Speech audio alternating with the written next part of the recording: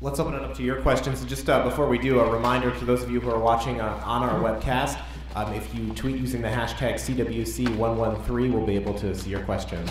Who in the room has questions for the members of the panel? Yes. Thank you. I guess my question is, what is the state of play on if the House Republican leadership were to try to bring a bill to the floor to extinguish the sequester?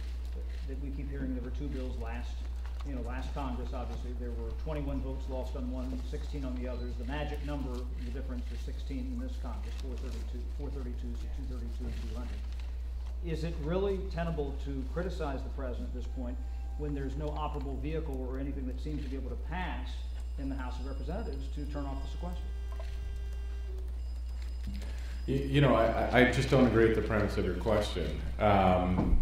There is a vehicle that would pass the House of Representatives, but we passed two vehicles last session, and they didn't even take them up in the Senate. And I think all our leadership is trying to say at this time is that we're not going to continue to negotiate with ourselves. We're going to let the Senate act, and then we will act. We will act on whatever they send our way. But, you know, it's been really interesting to watch this president and Harry Reid. On any issue where we offer a solution, what they do is they take the part they like and they say, well, we're only going to give the Republicans the part they like. For example, you know, they keep going around the nation, the president keeps going around the nation saying, John Boehner agreed to get rid of the loopholes. And he keeps reminding the nation that John Boehner agreed to get rid of the loopholes. I dare say that every person that's sitting here has also agreed to get rid of the loopholes. The difference is that the president wants to get rid of the loopholes so he can get more government spending. We want to get rid of the loopholes so we can actually reduce taxes for all Americans and make the tax system more fair. That's what tax reform is. The president has redefined tax reform as tax increases, and no one calls them on it. No one says, hey, Mr. President, tax reform in the history of the United States has never been just about tax increases. Tax reform has always been about getting rid of loopholes so you can broaden the base and lower the rates. I mean, if there's anybody here who disagrees that we shouldn't get rid of the loopholes, maybe raise your hand, but I can't think of any one of us who disagrees. Could I follow up on one point that you said, you know, that you guys would be happy to look at what the Senate passes? Harry Reid has he set up two potential proposals yesterday, but there's no plan for the House to be here Friday. Members are going to Selma. Nobody's going to be here this weekend. Nobody's clamoring to be in this weekend to help turn the we don't need to solve. Well, I mean, if they were, can't pass the bills. If they were, can they pass the bill? I don't know. If they can't. Listen, if the Senate passes the bill, I'll come on Sunday, man. I mean, we all know it's not going to happen. I mean, the Senate cannot pass a bill. That's why we're having the conversation. You raise a fair question. I don't mean to be harsh on you, but you know for a fact the Senate can't pass a bill. One thing. Congressman Hilskamp, again, one thing to note as well is September 2011, October 2011, November, December, January, February, March, April, May, June, July, August, until we get to February 2012. It's 18 months ago. And I think most Americans are going to wake up Friday morning and yawn and say, oh, okay, you know, 2% of the budget and 8% of the deficit, at least they're starting. And so a lot of scare tactics. The president spent a lot of time. I hope he spent a little time administering the executive branch because that's his job. Yeah, I would just say this: it's going to happen. And as Tim just pointed out, it's 2.4% of the budget. It's not the end of the world. Would we prefer the cuts not be so changed a little bit and not impact defense the way they do? Of course, and that's why we passed the legislation we did last year. But just to give some context to this, I mean, we got a long way to go to fix the fiscal problem in this country.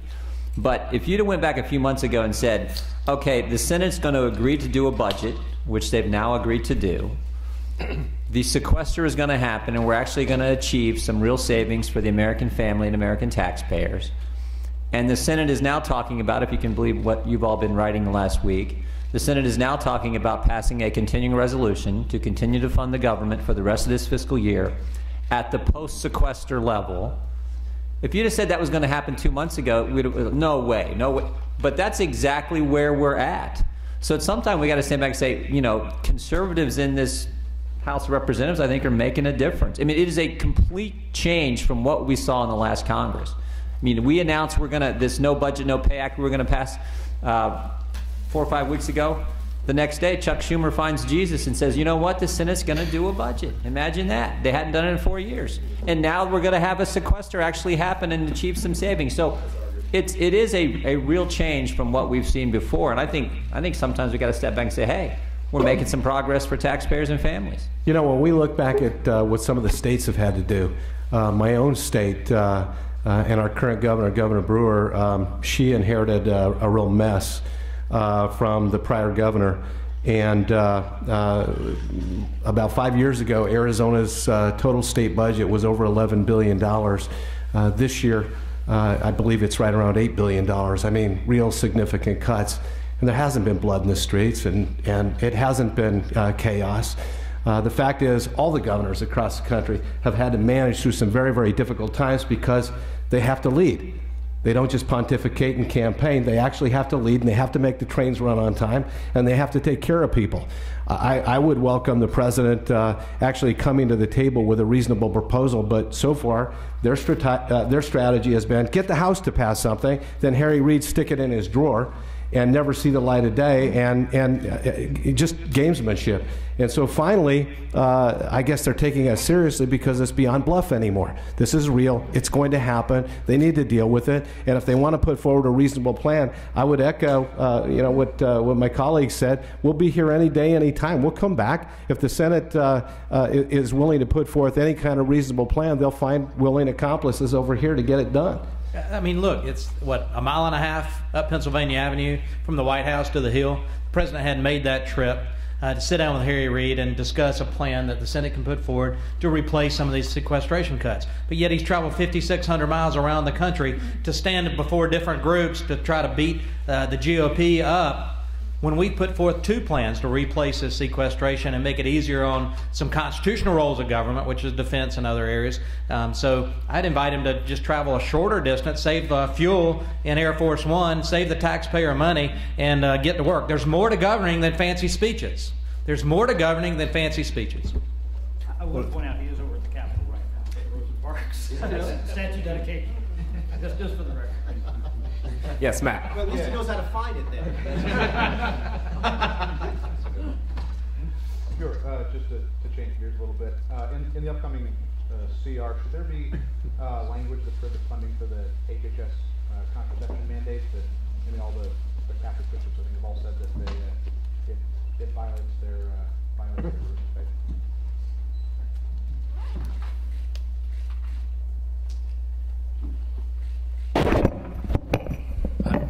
I'll be glad to weigh in. I mean, you know, obviously, as we look at that, that's can be a controversial issue. But you know, if we can't stand up with the likes of Catholic bishops or Hobby Lobby, shame on us. And quite frankly, you know, when much of this was passed originally, we, you know, this wasn't supposed to be part of the Affordable Care Act, and now all of a sudden we're finding out that it is. And so, you know, if we could put that into the CR, I would be in favor of that. Do I see that happening? No, probably not. But I'm going to ask this and make this point that we have over the last 2.5 years or so in this Congress fought some intense battles standing on things that appeared to be principles from the beginning, but they ultimately were standing on a dollar figure rather than a principle.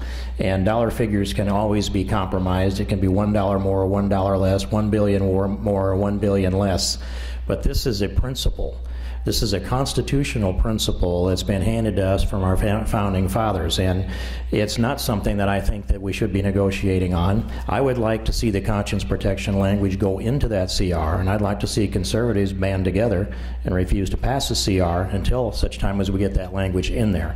And I think that we can win a showdown with that because the American people are with us to the tune of 70 to 80% of them, and the president would be in a position where he'd have to argue that he wanted to impose the federal government upon and try to force people to violate their conscience. I think of Father Jonathan Morris, who said one morning on Fox TV that you cannot be forced to violate your conscience even unto death. And these rights, by the way, are not just the rights of religious institutions or employers. These are individual rights that go across all of us, regardless of whether we are clergy or whatever religious institution we might be, or whether we're atheists or agnostics. We cannot be forced to violate our conscience. And I think this is a good place to stand. The follow-up question on the continuing resolution comes from a Twitter user. He asks, how are we going to fight Obamacare unless we defund it now in the CR before it takes effect next year? Would any of you like to comment on the Obamacare aspect? Yes, I would, and I am circulating a letter along with Jim Bridenstine and others in this room that would encourage our leadership to defund, take away the money for Obamacare in the CR. Hopefully we will have that opportunity. I anticipate making at least the amendment effort in the Rules Committee. And so we'll circulate that letter. I mean, it's something that pulls together Republicans. It's something that gets to the issue here. Let's repeal it all, including the HHS mandate, which I might say is an outrageous overstep and an attempt to silence folks that disagree with the social policies of this administration.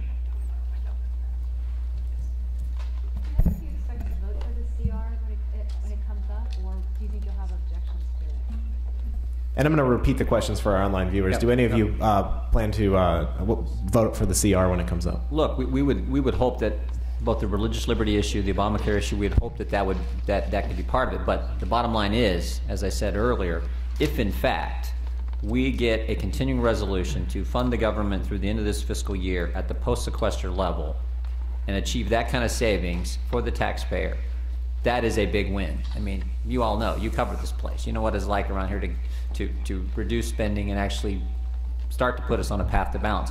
And understand the strategy we outlined as a conference at our retreat a little over a month ago. We basically had the 5 parts to this thing. We said, first, let's move the debt ceiling to the last position, and let's get this no budget, no pay, and force the Senate to come to their senses and do what the law requires them to do, pass a budget. They have now said they're going to do that. Chuck Schumer and others have said they're going to now pass a budget. Good. Second step, sequester. Unless we can replace the sequester with, the sequester should happen. That's going to happen in 2 days. That is good. First significant savings for the American taxpayer in a long, since I've been here. I've been here 6 years. First time we've actually saved the taxpayer some real money. That's going to happen. Then, in fact, if you can believe reports that Harry Reid is now looking to accept a continuing resolution at that lower level, we fund the. And then finally, the fourth step. So we're just now at Act 2 of a 5-part play, but the fourth step would be we show our budget, which will have no tax increases in it, and will actually balance in 10 years. Imagine that.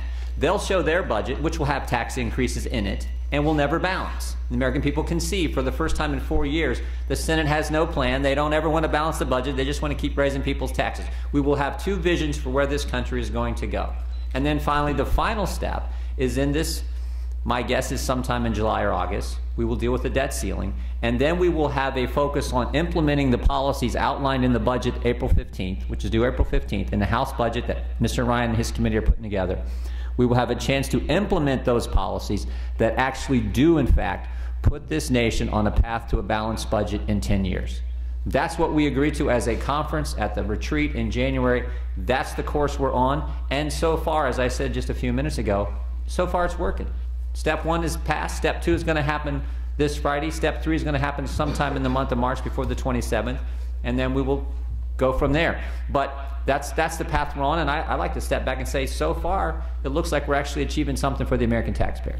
And I just want to follow up on that as long as they follow that trajectory and they follow the commitments they made at the retreat, I think all or most conservatives are going to be on board with doing it. Yes, in the back. Thanks. On immigration, what kind of citizenship provision for current illegal immigrants could you see yourself supporting? Is there any way you could support citizenship for these individuals? If I might interrupt, if we can make certain reporters state. Oh yes, could you state your name and affiliation? Sure, David Harrison with CQ. Thank you. The question is on immigration and where you see yourselves coming down on that. Well, personally, I think that any new pathway to citizenship is completely off the table. However, if we can legalize, this is just me speaking here, this is Raul Labrador from Idaho, if we can find a way to legalize the people that are here illegally, make sure that we have all the border protections that we have been demanding for a long time, that we complete the fence, that we have E-Verify, that we have all the triggers that are necessary to have a viable guest worker program. I think the 12 million that are here illegally can become part of that guest worker program, as long as it's a guest worker program that other people can also participate in. And if anybody wants to apply for citizenship, they must do it in the same way as any other immigrant has to do it. You have to apply for legal permanent residence, whether it be based on family-based or employment-based. You shouldn't be treated worse than the people that are doing it the right way, but I think it would be unconscionable for us to treat them better than the people that are doing it the right way.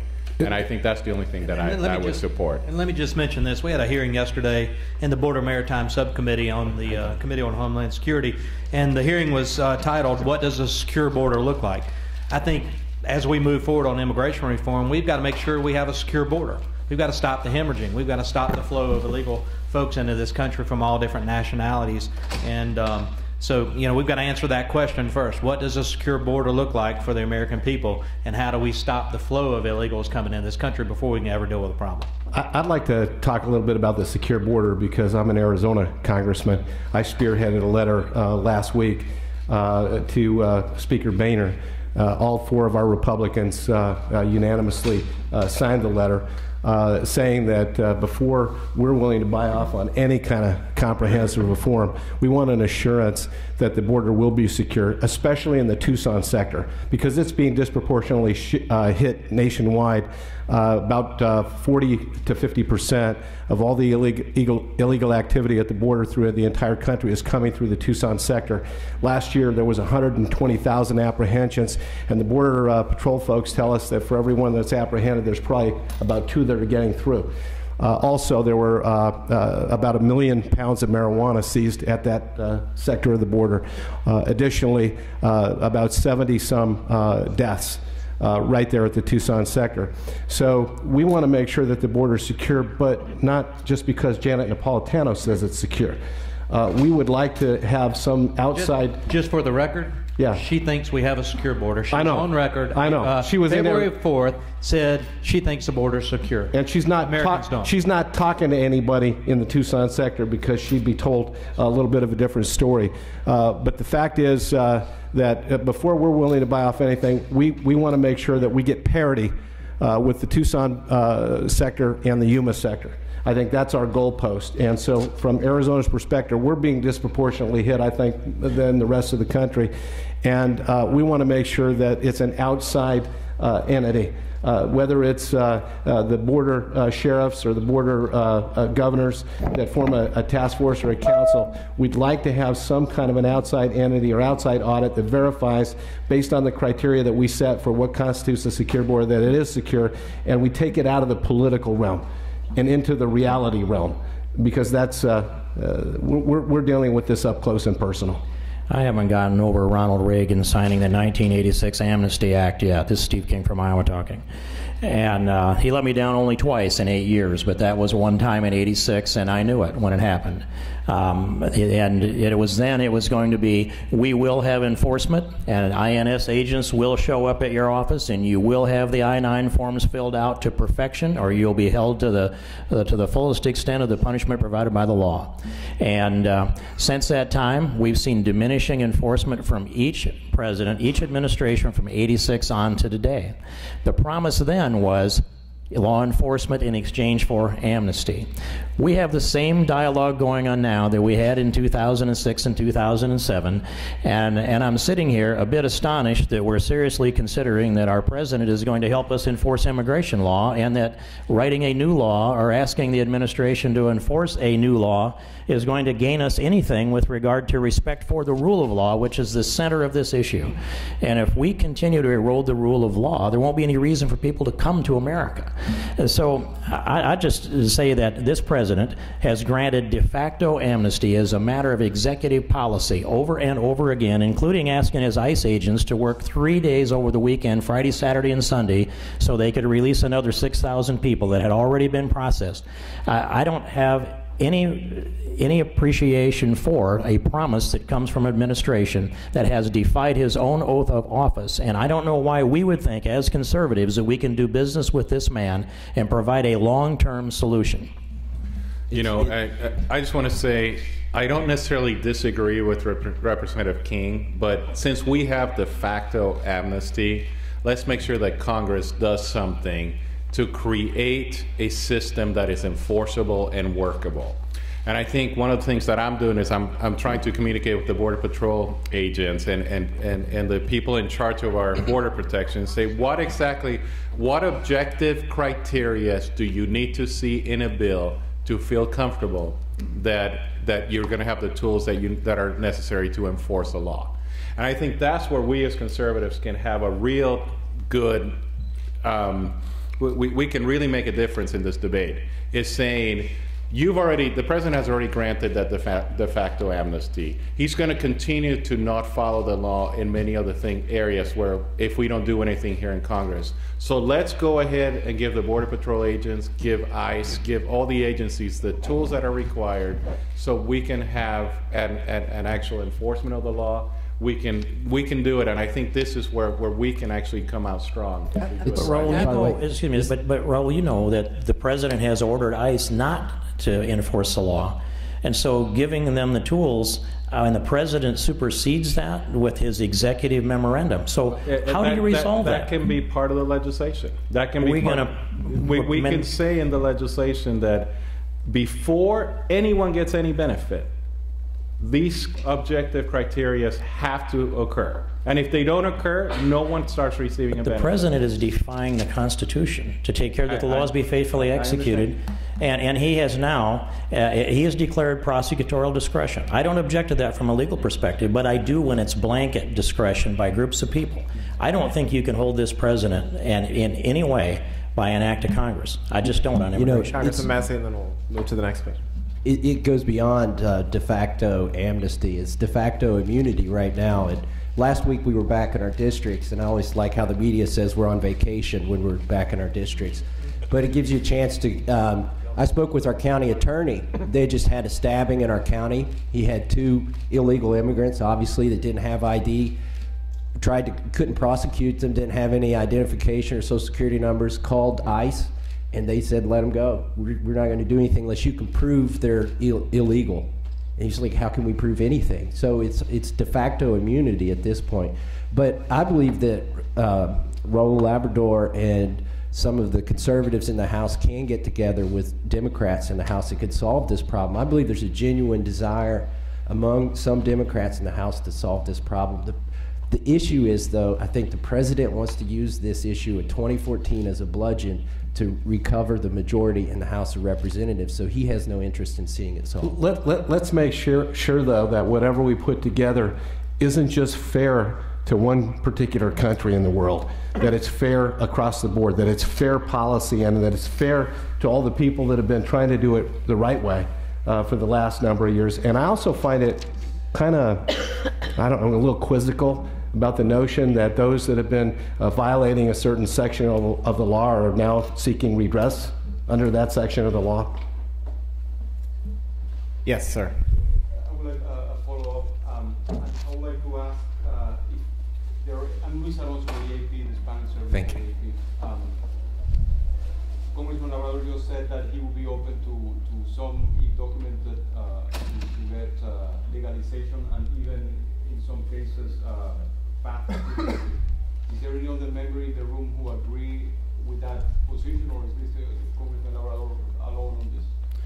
The question is whether any of the other members agree with Congressman Labrador on immigration. I think as long as you take care of the conditions of securing the border, it goes without saying that you can't reward anybody for breaking the law, and there can't be incentives, welfare incentives for people to come here. If you solve those 3 things, even at the most conservative Tea Parties, town halls that I've been to, they understand that you cannot take 12 million people and put them in trucks and take them home. That's not going to work.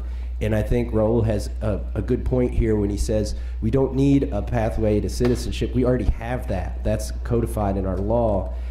We need a pathway to legal status, though, so that they're not driving cars illegally and getting into car wrecks and disrupting our rule of law here. And I agree with Congressman Labrador, and I voted for him for Speaker of the House. And I voted for Justin Amash. you know, I've had numerous conversations with Raul, and he definitely is a leader in the immigration area. I think he understands that Americans don't want to just give away our citizenship rights to folks that broke the laws coming here. So I think amnesty's off the table. But I do think we need to deal with the illegals that are here, that are gainfully employed. I think we need to expand the guest worker program to meet the needs of the employers, especially in the agricultural community. And I think we've got to secure our border. We've got to be able to define what that is. When you have the head of the Department of Homeland Security saying she believes we have a secure border, but you've got Chief Fisher with the Customs Border Patrol and even others within the administration not able to define what a secure border looks like. We still see apprehensions in the Tucson sector and in the Texas, in East Texas area as well. So I think it's got to be a more comprehensive approach than just focusing on certain areas. I think we've got to talk about a secure border. We've got to talk about the 49% of the illegals here in this country came here legally. They came here as on some sort of visa, student visa, work visa, or whatever, and just overstayed their visa, and they're here, decided not to go home. Almost half the illegals that are in this country came here illegally. We know who they are. We know where they're working, and we know what they came for. We know where their last known address was. We have biological data on them. They had an interview with the customs enforcement folks in the host country. These are people we know about. They didn't walk across a road or a river.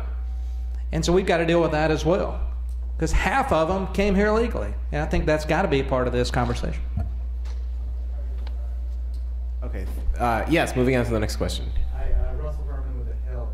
On a different topic, the House Republican leaders seem to be moving toward allowing a vote on the Senate-passed Violence Against Women Act.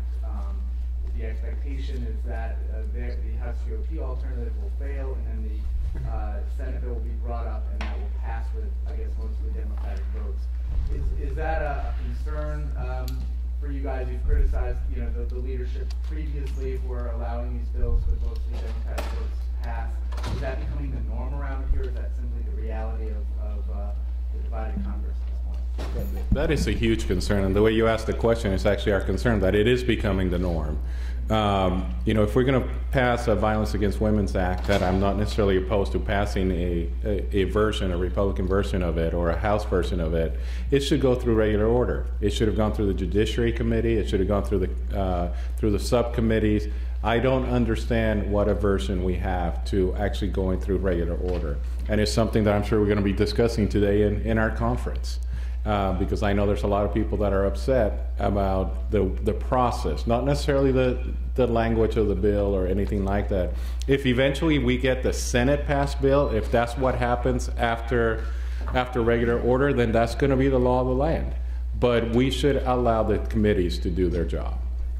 And to support that statement of my friend from Idaho, last year we brought the Violence Against Women Act through the Judiciary Committee, and it had the full act of regular order, and we amended it and we debated it, and we did the prudential judgment of the members of the committee, and then it went to the Rules Committee, where it received a manager's amendment that changed some of the substance of the bill, and I opposed the rule last time, and I expect to do that this time, so that we can send a message to send this back through regular order. This House can only work its will if we use our committees, and it misses out on a lot of the input that we would have if we worked it in regular order. Yes, sir. Yeah, following up on that, so if we have a VAWA bill on the floor next week that I'm assuming most of you will probably oppose if it's the Senate-passed bill, House amendment's not going to pass. Later, if, say, the CR comes back from the Senate, weakened, the sequester number gets changed, whatever it is there any appetite at all to defeat a rule? What's the argument for the Senate changing the CR number? Well, so look, if we're make the argument for me. How do they change the law? What's in this environment, with the sequester going through, with the spending on being at the center of everybody's discussion right now in Washington, D.C., you tell me how the Senate makes a viable argument that says, well, we know the law says we have to pass a spending level at 1043, but we want to spend 1.1. How do they do that? Look, if they change the goalposts on us, if we send it over at the sequester level 974, and they decide we want more, we need more, and then we get drawn into that argument, and it comes back. If we pass a CR at the current BCA level, okay, and we send it to the Senate, and they change it, who will shut the government down, us or them? I mean, look, clearly it would be them, but I don't know that we win. I think that's the answer to your question, is that we are going to fight for at least the levels in the current law. And if the Senate wants to break the law and spend more money, then they're going to have to explain to the American people why the government doesn't function. But on the VAWA question, any appetite at all to take down the rule if we get the Senate bill jammed at us? And if I, go ahead. And your name again was? Wes Goodman with the Conservative Action Project. Okay. Well, thank you, Wes. I appreciate that. So, but if I look at the rule that we will be considering today, we're looking at considering a no vote, because the way it's being set up, that if the Republican substitute doesn't pass, and apparently it doesn't seem like there are the votes for that, we will be going to the Senate version, and there's no chance for a conference committee. And I think the proper vote probably will be, and we're going to have this discussion, is let's not adopt this rule, let's pull it off, let's go through normal order and have that opportunity. So Wes, that's what we're looking at closely, and we'll probably discuss in conference here in a couple hours. I'd like to address the question, because I served here before in a time when taking down rules was a little bit more of the norm than it is today. It seems to be kind of sacrosanct today. That's something you just don't do, and I think that's garbage. I think that we ought to be looking at selectively taking down rules of spending bills that spend money that we don't have.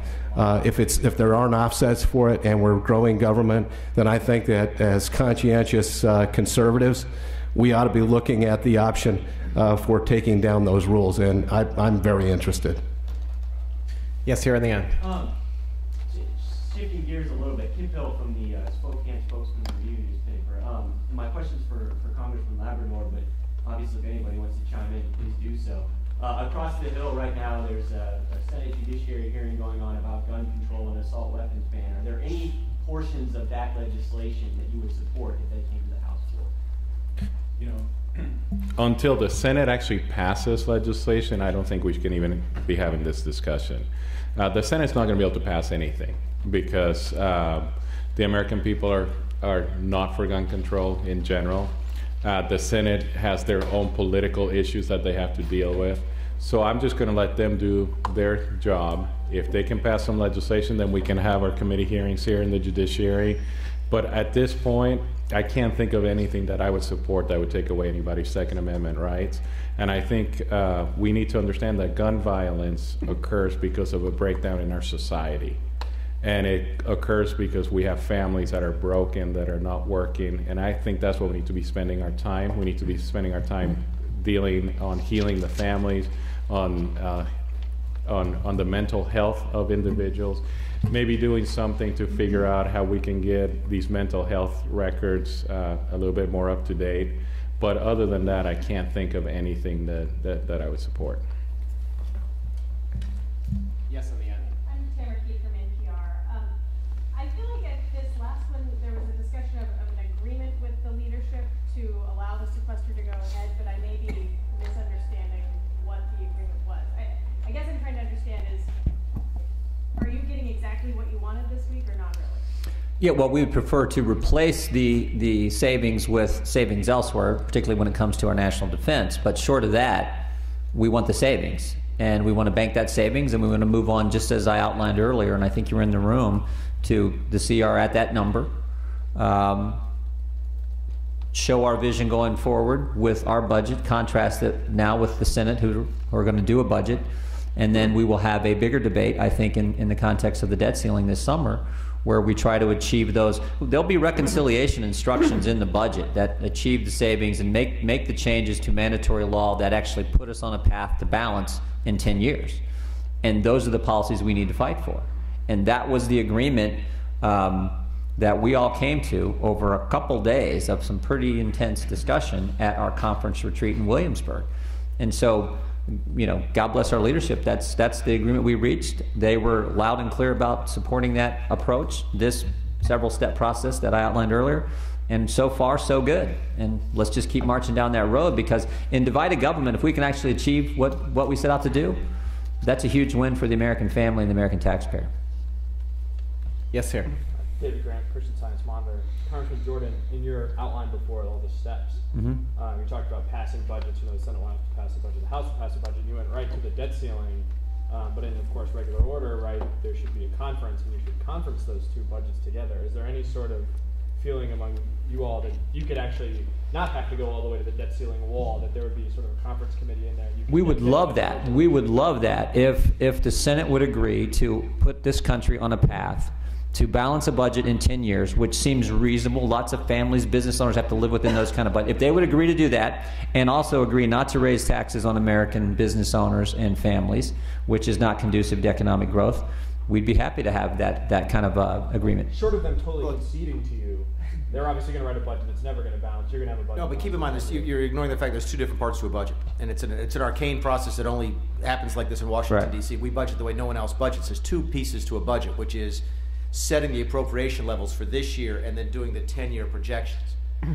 So if they pass, technically, once you admit that they passed the budget, then the conference committee technically, I think, would be over the appropriation spending for this year. Right. And as long as, I think that could take place. Because especially if they follow the BCA and set the levels where they're supposed to. Will be for the next fiscal year, right? Right, for 14. Yeah. Exactly. So I think there's a chance to get a conference committee based on, if we both agree to the same spending levels, then it's simply a fight over distribution of money, right? Which is the appropriate use of a conference committee. I don't think we have to go to conference on whether or not their vision for the next 10 or 20 or 30 years is the same as ours. No, that'd be negotiated in the bigger context of the debt ceiling. Those kind of changes to mandatory spending. Unless you got a reconciliation bill that we can pass in the House and the Senate will take up and you go to conference on some reconciliation piece of legislation. Yeah, if I might follow up on the reconciliation issue, I would like to see some language in there, which obviously the budget would set our appropriations ceiling, but if we do have reconciliation language in there, particularly on tax reform, Medicare reform, to actually require the House to act, we can do that. And I think that would be very helpful, and I hope that would be part of the 10-year balanced budget. But your Williamsburg Accord, I think, was very important. This is my third year here. This is the first time we actually had something very specific that you could hold leadership to and hold them accountable to. And so the first part of that will be Thursday night, early Friday morning, and that would be the first thing. My concern is that there will be attempts here, I believe, during the month of March to somehow put money back in to undo the sequester. We do not oppose the reprioritization or flexibility, but the number is set. That's what was agreed to. Leadership gave their word on that, and three other parts as well. And the other reason I think the Williamsburg Accord is so important is we finally have the Republican Conference unified. It's got a name.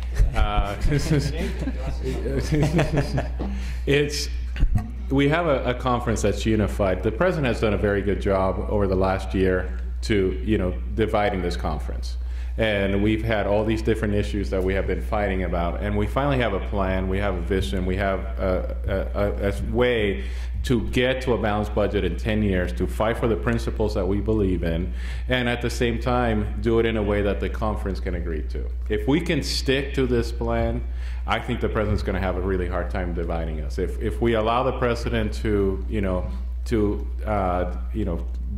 debate with us about whether we should get rid of loopholes. I keep telling Republicans, every single time somebody says, are you willing to get rid of the loophole? Agree. Yes, I'm willing to get rid of the loophole. But it's going to be for tax deductions, not for spending increases. And I think as long as we continue to have this conversation with the American people, I think the American people are going to be with us, and we're going to be stronger because we're actually together as a conference. But not the gun show loophole. Yes, in the back. Yeah, it's Mike Memley with the LA Times. Since this, I'm wondering if you can sort of describe the level of interaction and engagement with Congressman Ryan and the leadership since the Williamsburg Accord. Do you feel like you have a voice in the process of creating the budget? And should we assume then that there wouldn't be, as there were in past years, alternative budgets that we would have votes on the floor? The question is about your relationship with Congressman Ryan as the. No, I think it's been great. I mean, I just talked personally last week. I know I was on the phone with Majority Leader Cantor. Talked with Mike Summers, called me. We talked about these kind of issues. So I think the relationship with all of us and our leadership is good. As Raul just mentioned, this is more unified than I've seen us in the last couple of years, and I think that's to the benefit of the American taxpayer and the American family. So I look at it as positive.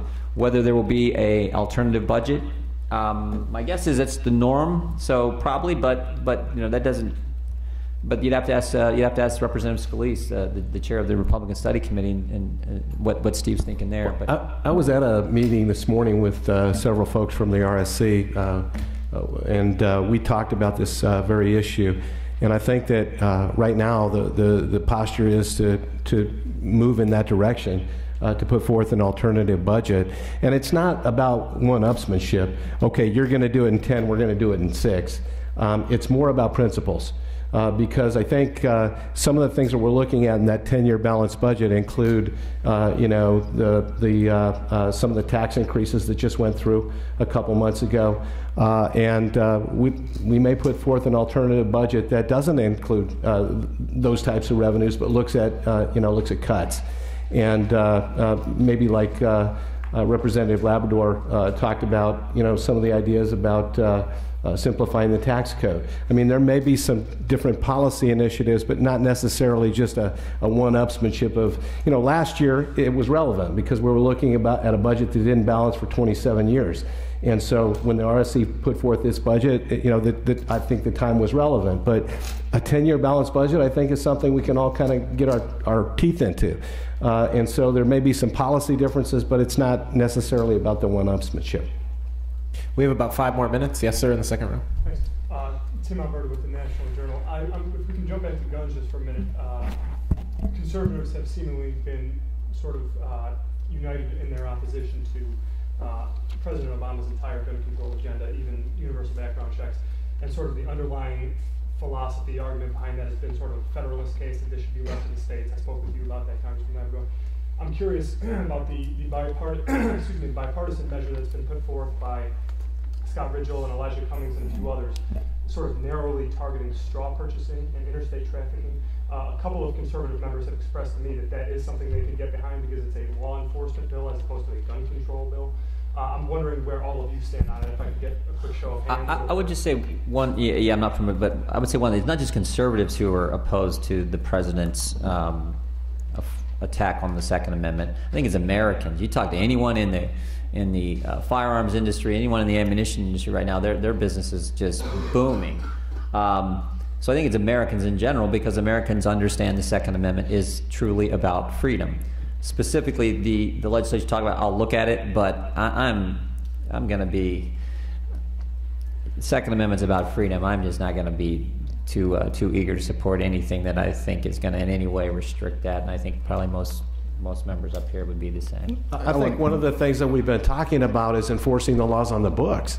And maybe a more rigorous enforcement. There are a ton of things from a federal point of view. I mean, my home is the home to Fast and Furious, where there was gun running across the Mexican border, and you know we still haven't gotten any clear answers. Is that part of the president's gun proposal to finally come to grips and find out what actually happened with Fast and Furious, and you know how far it went up to the top to Eric Holder? Because I haven't heard that yet. But there are a lot of laws that are not being enforced, and I think that's something that we need to take a serious look at. I agree with my colleague from Arizona. The president did offer 23 executive actions that he proposed. I believe it was number 13 that I do agree with, which is enhanced enforcement of our current laws. Problem is, that's his job. That's the Attorney General's job, and I would appreciate if they would do their job. Gun-related enforcement is at its lowest level since Bill Clinton was still in office. It's down by 30% as well in the last 4 years. Go do your job, Mr. Attorney General and Mr. President. That is your job. Get on it, and I think everybody up here could agree with that. So we found something of agreement with the president. It just is his job to get her done. Well, of those 23 orders, one of the executive orders encourages doctors to ask you if you have a gun in the house. And I told 1,000 people at a gun rally last weekend that the next time the doctor asks you if you have a gun in the house, you should say, "No, doc, I brought it with me." I'm not sure I heard a response from anyone though. The specific issue of straw purchasing, which is a federal and a state law enforcement priority, that they've said they don't want legal gun purchasers buying weapons for illegal gun purchasers. This is a bipartisan measure, therefore, Congressman, who sponsored it. I don't think any of us have heard of it, so I'm going to consider all legislation that comes before the Judiciary Committee. But so I will look at that legislation, but I don't have a yay or nay on it because I don't know enough about it. We are out of time. Thank you so much for all of you who tuned in online and joined us in person. Appreciate you being here for Conversations with Conservatives. We'll be back here next month for another discussion. In the meantime, take care.